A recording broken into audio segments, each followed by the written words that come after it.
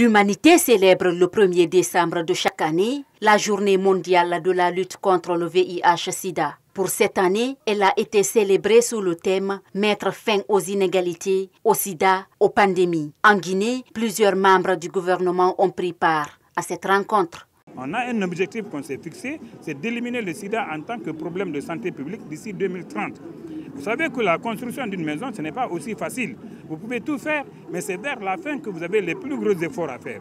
Si vous ne faites pas les efforts vers la fin, c'est là où vous perdez même tous les efforts que vous avez mis en place pour la construction de la maison. C'est alors la même chose que nous sommes en train de faire.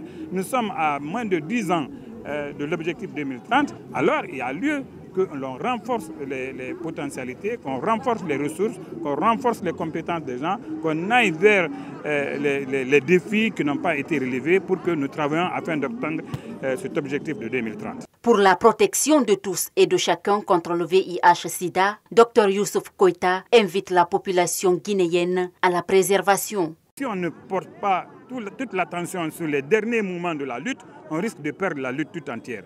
C'est pourquoi l'une des plus grandes actions qu'il va falloir faire, c'est qu'on se fasse dépister. Tout le monde. Tout le monde. Les activités de dépistage doivent être développées pour que chacun se fasse dépister. Parce que le dépistage aujourd'hui devient l'élément fondamental dans la lutte contre le VIH-Sida. Aujourd'hui, pour nous, le traitement est une mesure de prévention. Parce qu'aujourd'hui, quand tu te traites dans les conditions normales, avec un bon traitement et un traitement réussi, tu ne peux plus contaminer.